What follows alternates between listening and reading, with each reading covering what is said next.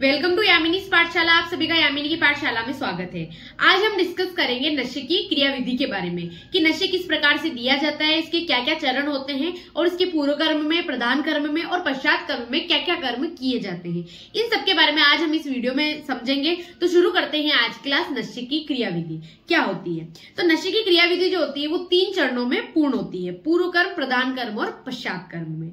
सबसे पहले अगर हम पूर्व कर्म की बात करें तो नशे के पूर्व कर्म में 3 पॉइंट आते हैं: संभार संग्रह, आतुर सिद्धता और आतुर परीक्षण। ठीक है, तो सबसे पहले अगर संभार संग्रह की बात करें तो सबसे पहले हमें ध्यान रखना चाहिए कि धूल रहित स्वच्छ कमरे का निर्माण होना चाहिए, अर्थात जहां पे धूल आसानी से प्रवेश न कर सकती हो, मतलब वहां पे धूल मिट्टी कुछ नहीं होनी चाहिए। ऐसे कमरे का आपको क्या करना है, इंतजाम करना है।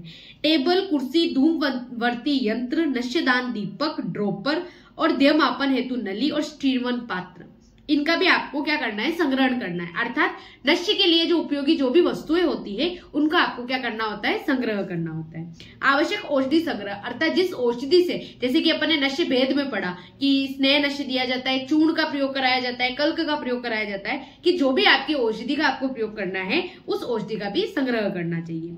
आवश्यक परिचारक, अर्थात नशे के लिए जो भी आपको सुटेबल या फिर जो भी आपको परिचारक की आवश्यकता है वो आपको परिचारक रहने चाहिए। उपयुक्त आसन, यानी कि जिस आसन पर या जिस टेबल या कुर्सी पर जब इस व्यक्ति को बिठाया जाता है, रोगी को बिठाया जाता है, उसे हम क्या कहते हैं, नश्य पीठ कहते हैं। अर्थात हमें नश्य पीठ की भी व्यवस्था करनी चाहिए। तो ये तो आता है संभार संग्रह में। फिर आता है आतुर परीक्षा, यानी कि आपको आतुर की क्या क्या परीक्षा करनी है, आतुर के बारे में आपको क्या क्या जानकारी होनी चाहिए ताकि अपन उसे नश्य जो है वो आसानी पूर्वक दे सके। तो सबसे पहले तो 7 से कम व 80 से ज्यादा वर्ष में नश्य निषेध होता है। यदि कोई व्यक्ति 7 वर्ष से कम है या फिर 80 वर्ष से ज्यादा है, ऐसे व्यक्ति को हमें नश्य नहीं देना होता, वरना सभी आयु वर्ग में नश्य दिया जा सकता है। 12 वर्ष से कम वर्ष वाले को धूम नश्य नहीं दिया जाता। इसके अलावा आपको ध्यान रखना चाहिए कि यदि कोई व्यक्ति 12 वर्ष से कम है तो ऐसे व्यक्ति को धूम नश्य, यानी जो धुएं वाला जो नश्य होता है वो नहीं दिया जाता।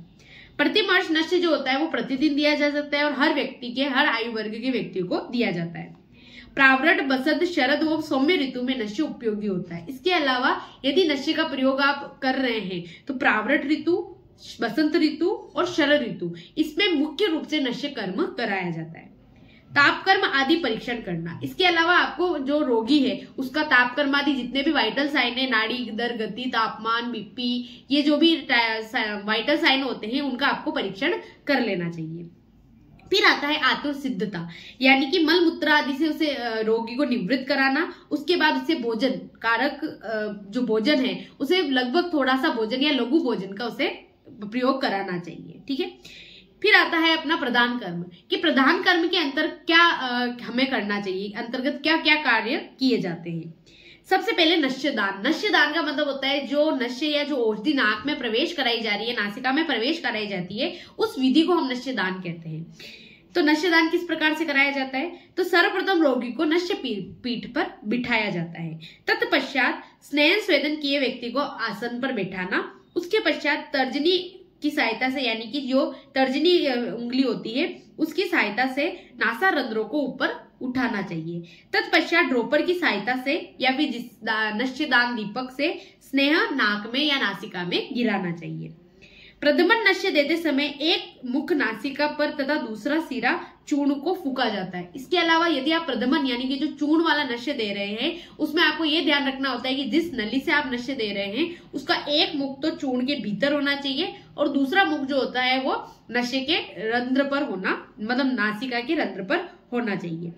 धूम नशे के समय धूमवर्ती को धूम नेत्र के भीतर रखकर जलाते तथा धूम को नासिका में ग्रहण करते हैं। और यदि आप धूम नशे दे रहे हैं तो धूम नशे को भी सेम उसी मेथड से कि धूम नशे के अग्र वाले भाग को तो अपन जहाँ पे धूम नशे जो भी धूम बढ़ती है उसको जला रहे हैं, उसका धुआं उस नली के माध्यम से इस वाले पार्ट पर जब आएगा तो इससे अपन नश्य लेते या धुएं को नासिका में प्रवेश कराया जाता है। ठीक है, तो ये तो हो गया नश्यदान कि किस तरीके से हमें नश्यदान या नश्य देना चाहिए। अब नश्य पश्चात रोगी की परीक्षण एवं परिचर्या, अर्थात उस समय रोगी के क्या क्या लक्षण उत्पन्न हो रहे हैं या फिर हमें उस समय कौन कौन सी बातों का ध्यान रखना चाहिए। तो नशे उपरांत ललाट पर मृदु स्वेदन करना चाहिए, अर्थात जिस समय नशे दिया जा रहा है उस समय आपके ललाट पर मृदु स्वेदन करना चाहिए। हाथ पांव कंधे पर मृदु मर्दन करना चाहिए। स्टीवन थूकने का निर्देश देता है, अर्थात जो अपन नशे जो दवा दी जाती है, नशे दिया जाता है, जो औषधि होती है वो हमारे गले में आ जाती है, अर्थात उसको बाहर थूकने का निर्देश व्यक्ति को या रोगी को देना चाहिए। रोगी को लेटाना, इसके अलावा रोगी को हमें लेटाना चाहिए ताकि जो औषधि है वो आराम से नीचे जाकर गले में आ सके और उसे थूका जा सके। उत्पन्न लक्षणों का निरीक्षण करना चाहिए, यदि उसे कोई उपद्रव युक्त लक्षण उत्पन्न हो रहे, जो नॉर्मल जो लक्षण है उसके अलावा कोई लक्षण उत्पन्न हो रहे हैं, जैसे कि अपने सम्यक हीन और अति के बारे में पढ़ा, इस तरीके के कोई लक्षण उत्पन्न हो रहे हैं तो उनका हमें निरीक्षण करना चाहिए। उपद्रवों की चिकित्सा करनी चाहिए, यदि कोई उपद्रव व्यक्ति को या रोगी को किसी प्रकार का उपद्रव उत्पन्न हो रहा है तो उसकी भी हमें तत् अनुरूप उसकी चिकित्सा करनी चाहिए। तो ये तो होता है प्रदान कर्म।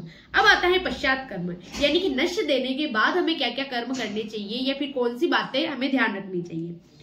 तो सबसे पहले तो मुख में आने वाले स्नेह या औषध को बार बार थूकना चाहिए, अर्थात क्या होता है कि जब नशे दिया जाता है तो आपके गले में या फिर मुख में क्या आ जाता है, जो औषधि नशे से नासिका से प्रवेश कराई जा रही है वो आपके गले में आ जाती है, तो उस औषधि को निगलना नहीं चाहिए, उसको बाहर थूक देना चाहिए।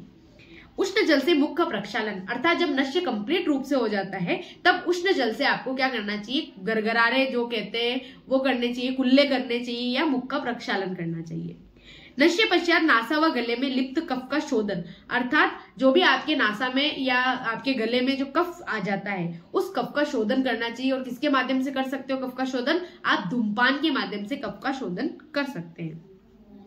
शोधन द्रव्य निर्मित क्वाथ से कवल कराना चाहिए, इसके अलावा जो भी शोधन द्रव्य है उन द्रव्यों से आपको कवल और गंडूश कराना चाहिए, जैसे कि हमने कवल और गंडूश अपन पहले पढ़ चुके हैं, तो गंडूश एवं कवल कराना चाहिए।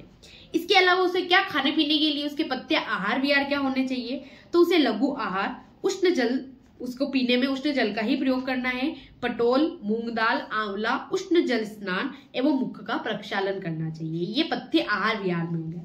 अब कौन कौन सी चीजें उसे नहीं खानी चाहिए, नहीं करना चाहिए, कौन से अपथ्य आहार विहार होते हैं, तो उसे मद्यपान का सेवन नहीं करना चाहिए, शीतल जलपान का सेवन नहीं करना चाहिए, आतप का सेवन यानी धूप का सेवन नहीं करना चाहिए, और क्रोध यानी कि उसे ज्यादा उत्साह नहीं करना चाहिए। तो ये होते हैं उसके अपथ्य आहार विहार।